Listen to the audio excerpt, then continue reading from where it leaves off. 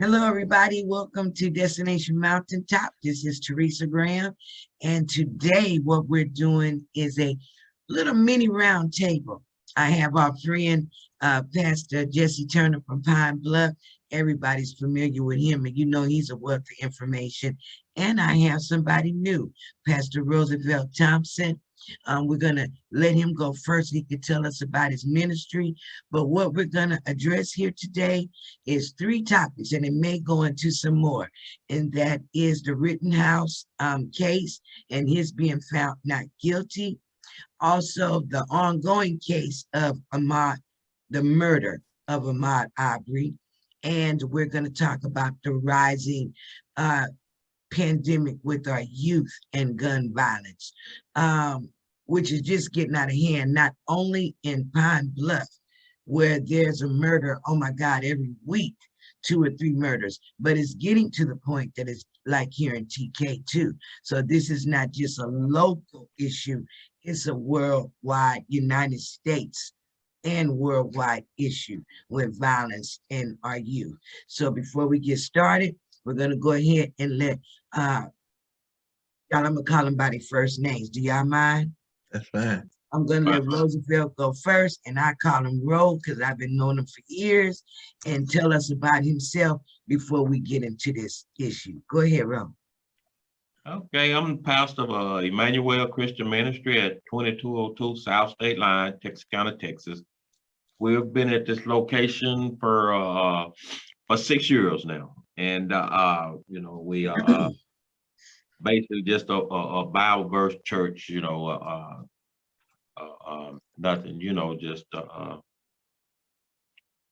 I could just say, we're a very low key church, and we're looking to do more things. Matter of fact, we got more things planned, but since the pandemic hit, matter of fact, everything has slowed down. So, but we got things. We've got things we want to get out in the community and do once the pandemic is over or slowed down. When the time is permitting, we want to get out and do more things, especially here, just in our local community, in our low income communities. So, amen. Yeah. And with the pandemic period, it seems like every time it looks like it's kind of going away, it comes back with a vengeance. And so I'm praying and hoping that this thing gets under control or kind of cleared up 2022. But I think I have a feeling it's gonna always be with us, but we're gonna learn how to manage it. I think it's gonna be like chicken pox and measles and mumps and everything else. We learn how to manage it, and we find out more information about it, because truthfully, you have people who don't trust the science, you have people who trust the science, but the truth is that this is an evolving thing, and it changes constantly, and it mutates constantly. So even the scientists really are just going by what they think they know, and then it evolves and it goes a little bit further. So I think this is going to be a struggle for a few years. But I think in 2022, I'm hoping that it gets manageable so that we can go back to, I won't say life is normal, but living our lives. Because life as it wasn't so good as normal. But that'll go into, we need to do a talk on the pandemic, because that goes into a whole different thing. But everybody knows Pastor Turner and knows of what he does, but I'm gonna, since I did give Pastor Thompson an opportunity, Pastor Turner, you tell us a little about yourself, please. Okay, well, first of all, thanks, Minister, for having us on again to have some dialogue and some conversation regarding community issues. We pastor here in Pine Bluff, Arkansas, the 178-year-old historical Elm Grove Baptist Church. We are the oldest Baptist congregation in the state of Arkansas, founded in 1843. And so the descendants are still carrying on. And we work in the community. We involved with a lot of kids. We're involved with crime prevention, drug prevention, Martin Luther King holiday we've been doing for some 37 years here in Pine Bluff. And so we're just always happy for God to insert us in different issues, and all that we do to God's glory. And we realize that people sometimes say, well, we don't want to give credit to the wrong person. I always say God gets the credit anyway, because he works through us to do what we do. And so people should not hide or say, I don't want to say that because people may think I'm doing it just because. Always lift up your works. Always broadcast it to the community, because we are following Jesus' instruction. He says that nobody lights a candle and put it under a bushel. Then he said, let your light so shine that men may see your good works and glorify the Father which is in heaven. So we don't do good works here and put it on a bushel. We put it on a candlestick because it may help someone else, inspire someone else to know the Lord or to get involved in doing work. So light runs darkness out. God, Christ is light. Darkness is the devil. The devil doesn't want the light brought forth, because once the light is brought forth, which is Christ, it immediately extinguishes the darkness. So we do what we do, give glory to God, and he's just been amazing in our lives. And so we just thank God. Well, as always, even in your introduction, you dropped some wisdom, because you said something. I was listening to you and I keyed in on something that you said about when you're working, doing your work, and when you're doing accomplishments, stop being, we want to be told to be humble, be quiet. Don't, if you broadcast it, you know, if you do something and you broadcast it, that God won't bless you because you do it in private and he blesses you openly. But you gave a different perspective on that. When you're working for the Lord, do broadcast it. Do say, look, this is what we're doing.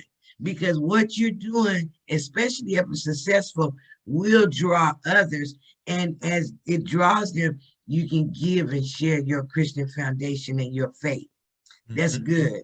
I'm gonna start bragging. Go ahead, shine your light. The Rittenhouse case, y'all. When I say it put me in my feelings and I was feeling some kind of way, and just texting all kind of things on my post, on my page, it made me feel some kind of way. Because first of all, and I found this in the Opera case too, the people who are getting killed, the legal system does not want them portrayed as victims. Now, because they were out there protesting, you can say that they were rioters, looters, protesters, but you can't say that they were victims and they were openly murdered. Second thing is that everybody wants to get up and holler about Black people burning down and looting. But the three people, the two who got killed and the one who was shot and survived, they weren't Black, they were white. But they were out there standing in solidarity with our brothers and sisters of color.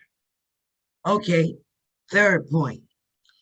If my grandson has somebody buy him an automatic rifle in Texas, I drive him across state line, take him to Arkansas, and drop him off with said rifle that he is openly walking down the street with carrying. and he sees a fight or sees people protesting, nobody asked him to come across state line and protect that property or to get involved, but he takes it upon himself. I'm going to go over here and I'm going to varnish this weapon and I'm going to protect this property. And you start pointing this gun at people, trying to break up everything. And because you're pointing the gun, the people who are out there protesting, you don't have on a uniform, you don't have a badge. What they see is a crazy kid with a gun in the middle of this protest, and he's going to hurt somebody. So they're not trying to attack you to steal your weapon. They're trying to get him to get that weapon before he hurts somebody. And in the midst of all of that, my grandson kills 2 and wounds 1, takes this automatic weapon and walks off openly down the street. And the police see him. Are they going to stop and give him a bottle of water? And will he make it to the courtroom for trial? Answer me that. Well, I guess when you look at the situation in him shooting the 2 guys, you know, all of this, you know, we can't make it a racial case because the killer was white, the 2 victims were white. And one of the guys who got shot and lived said that he had a loaded gun and he pointed it at the guy. Now, if he has a loaded gun and points it at his head, then quite naturally, the guy with the rifle is going to shoot first. But I think in the end, we have to look at how all of this played out. And of course, as the president says, he accepts the jury's verdict. And that's what we as law-abiding citizens must do is, I mean, you had 12 jurors that said that this young kid was exonerated, acquitted on all 5 charges. So I think that's where we ought to be, because, you know, you got law and order, and that's what we ought to have.